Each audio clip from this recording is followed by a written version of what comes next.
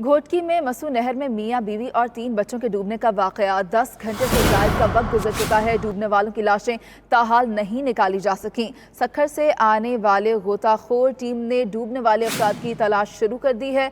आपको बताते चलें कि घोटकी में मसू नहर में मियां बीवी और 3 बच्चों के डूबने का वाकया पेश आया था। हमारे साथ मौजूद हैं साहिल यूनुस, उनसे बात करेंगे। साहिल, बताइएगा, 10 घंटे गुजर चुके हैं, लाशें अभी तक नहीं निकाली जा सकें।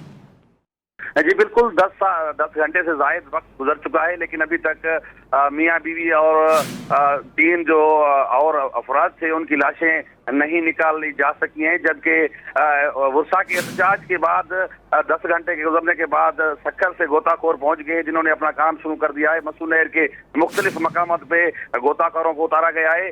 मैं आपको बताऊं कि पीपल्स पार्टी का कोई भी जो अरकान है अभी तक नहीं पहुंचा, डिस्ट्रिक्ट इंतजामिया अभी नहीं पहुंची। अलीगढ़ महर जो जीटीए के रहनुमा हैं वो वहां पर अभी पहुंचे हैं। जो अपने अफराद, जो उसके जाती अफराद थे, वो भी वहां पे लेकर पहुंचे हैं, जिन्होंने भी गोताखोरों के साथ अपने अफराद को वहां पे उतार दिया है तलाश करने के लिए।